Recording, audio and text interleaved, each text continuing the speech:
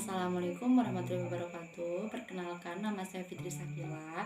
Di sini saya akan mempresentasikan hasil jawaban UAS saya dengan mata kuliah manajemen risiko.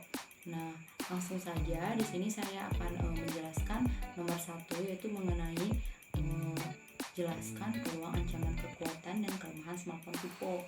Nah, untuk seiring dengan berkembangnya kemajuan teknologi dan perkembangan zaman yang semakin modern, cara berkomunikasi antar individu juga mengalami perubahan. Jika pada masa lalu orang berkomunikasi secara lisan dan bertatap muka, sedangkan di era digital seperti saat ini, orang tidak perlu lagi bertatap muka dengan lawan bicaranya, karena alat komunikasi seperti ponsel maupun smartphone menjadi perangkat yang mampu mengantarkan pesan dalam hitungan detik. Bentuknya yang begitu praktis dan fungsi yang beragam. Ponsel atau smartphone menjadi perangkat yang membuat hidup pengguna menjadi lebih mudah. Nah, untuk itu ada pun strategi keunggulan biaya dalam menerapkan strategi keunggulan biaya, maka suatu bisnis dituntut untuk menguasai pangsa pasar yang relatif besar dan memiliki keunggulan bersaing pada efisiensi biaya.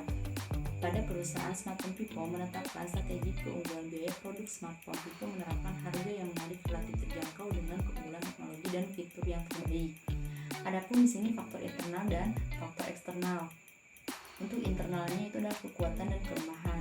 Nah, untuk kekuatan smartphone Vivo yaitu kualitas mesin yang baik, garansi resmi, teknologi dan fitur yang selalu terdepan, harga terjangkau dengan spesifikasi terbaik.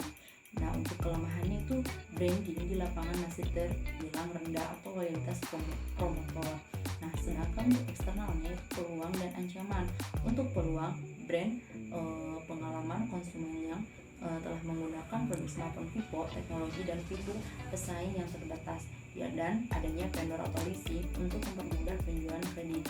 Nah, untuk ancaman sendiri di sini adalah teknologi dan fitur yang masih mudah ditiru oleh pesaing dan service center yang terbatas.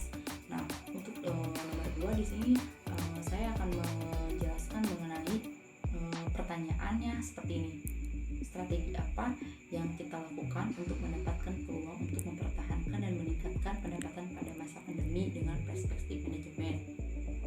Nah, di sini adapun kita itu harus benar-benar memiliki pemikiran yang kreatif. Yang pertama, kita bisanya membuat website atau melayani secara online.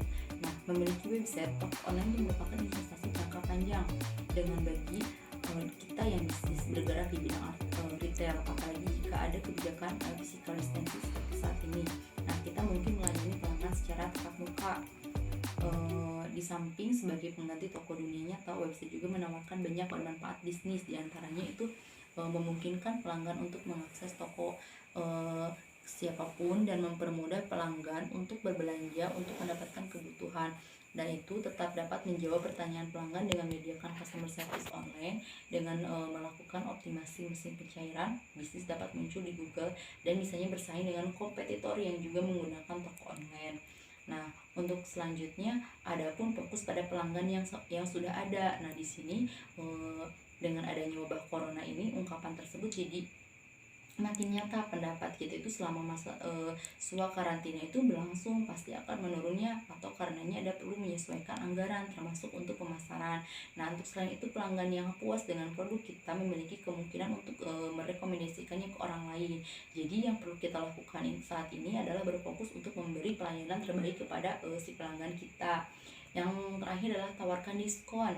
Nah, namun tidak semua pelanggan kita dapat menikmati kebijakan tersebut. Banyak dari mereka yang bisnisnya menjadi sepi akibat pandemi ini. Bahkan tidak sedikit yang harus gulung tikar. Sementara inilah saat yang tepat bagi kita untuk meringankan beban mereka dengan menawarkan potongan harga. Bentuknya itu bisa berbagai macam. Misalnya untuk pembelian produk tertentu dengan jumlah minimal sekian unit, pelanggan akan mendapatkan diskon. Contohnya gratiskan ongkos kirim kita. Nah, saat ini layanan pengiriman umumnya mengalami keterlambatan. Dengan membuat biaya gratis, kita memberikan kompetensi pada pelanggan. Tapi tak lupa juga, kita juga dapat menyertakan kupon potongan untuk order berikutnya bagi pembeli yang memesan produk. Nah, untuk pertanyaan ketiga yaitu adanya pertanyaan seperti jelaskan apakah perkembangan 4.0 merupakan ancaman atau peluang bagi karyawan di Indonesia. Nah, untuk itu industri 4.0 itu adalah tren di dunia industri yang menggabungkan teknologi otomatisasi, yaitu pengganti tenaga kerja manusia dengan tenaga mesin, dan teknologi siber atau teknologi informasi. Pada industri 4.0 itu teknologi manufaktur sudah masuk pada tren otomatisasi dan pertukaran data. Nah, untuk itu tren ini telah mengubah banyak bidang kehidupan manusia termasuk ekonomi, politik, dunia kerja, bahkan gaya hidup manusia itu sendiri. Nah, untuk itu prinsipnya revolusi industri 4.0 itu menggabungkan mesin, alur kerja, dan sistem dengan menerapkan jaringan cerdas di sepanjang proses. Nah, untuk itu mengapa sih kita harus mulai memperhatikan revolusi industri 4.0? Yang pertama itu merupakan peluang dan ancaman bagi pelaku industri, dan yang kedua merupakan peluang dari ancaman bagi tenaga kerja. Nah, untuk pelaku industri 4.0 berpotensi meningkatkan efisiensi dan produktivitas proses produksi, yaitu menurunkannya biaya transportasi dan komunikasi, dan itu meningkatkannya efektivitas logistik dan rantai pasokan. Biaya perdagangan yang berkurang dapat membuka pasar baru serta mendorong pertumbuhan ekonomi. Namun di sisi lain, mengadopsi sistem industri 4.0 itu membutuhkannya biaya investasi yang mahal dari resiko yang cukup tinggi. Nah, untuk tenaga kerja sendiri di sini adalah berdasarkan di kajian MC Finance Global Institute, yaitu sebanyak 52,6 juta lapangan bekerja di Indonesia terancam tergantikannya oleh teknologi otomatis. Nah, untuk lembaga tersebut bahkan memperkirakan sekitar 800 juta pekerja di seluruh dunia akan kehilangan pekerja pada 2030.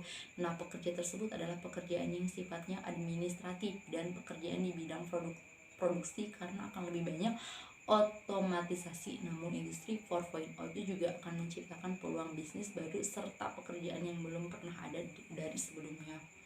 Mungkin dicukupkan sekian presentasi pemaparan hasil jawaban UAS dari saya. Mohon maaf bila banyak salah-salah kata. Wabillahi taufiq wal hidayah. Wassalamualaikum warahmatullahi wabarakatuh.